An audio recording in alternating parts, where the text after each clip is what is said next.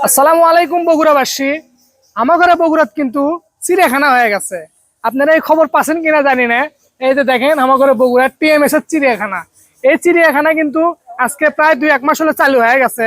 কিন্তু এই চিড়িয়াখানা ঠিকই আছে না আছে সেটাই কিন্তু আজকে আপনাদের দেখানোর জন্য চলে যাচ্ছি আমি সেই টিএমএস এর চিড়িয়াখানা। হামাগরে বগুড়ত এই চিড়িয়াখানার প্রতিষ্ঠাতা কিন্তু টিএমএসএস। আর এই চিড়িয়াখানাতে আসার জন্য আপনাদের প্রথমে আসা লাগবে হচ্ছে মোমোইন 5 স্টার হোটেল। তারপরে মোমোইন 5 স্টার হোটেলের সাইড দিয়ে চলে যাওয়া লাগবে মোমোইন ইকো পার্কের দিকে। ইকো পার্কের অল্প একটু আগে আপনাদের চোখত পড়ে যাবে এই চিড়িয়াখানার সাইন। আর এই চিড়িয়াখানাতে আসার পরেই কিন্তু আপনাদের সামনে এইরকম কিছু কারুকার্য চোখত পড়ে যাবে। তো চলেন ভিতরে ঢোকা যাক। ভিতরে ঢোকার পরে আমাদের চোখত প্রথমে যেটা পড়লো সেটা হচ্ছে একটা বিশাল বড় জায়গা।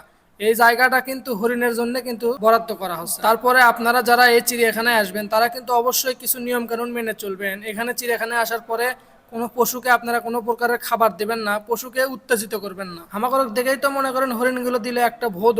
আর আজকে আমরা চিড়িয়াখানা যাচ্ছি, আস্তে আস্তে হামাগরে মোটামুটি বিকাল পার হয়ে গেছে, মানে প্রায় সন্ধ্যা লাগার মতো ভাব।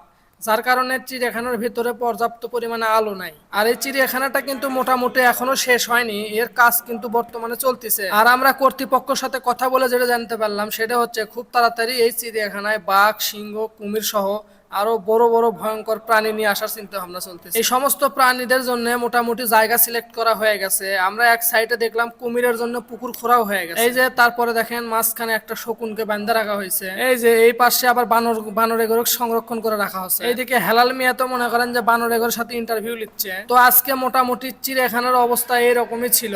আমরা কিন্তু আবার চলে আসলাম হরিণের কাছে, কারণ হরিণগুলো এবার মোটামুটি আমাদের অনেক কাছে আসছে। তবে চিড়িয়াখানার বর্তমানে যে অবস্থা, বাচ্চা কাচ্চাদের নিয়ে আসলে কিন্তু তারা অবশ্যই অনেক মজা পাবে। তো আজকের ভিডিওটা এই পর্যন্ত। আমরা চিড়িয়াখানার ভিডিও আবার নতুন করে করব কিছুদিন পর, যখন এই চিড়িয়াখানায় মোটামুটি বাঘ, সিংহ, কুমির সহ আরো বড় বড় প্রাণী অ্যাড হবে।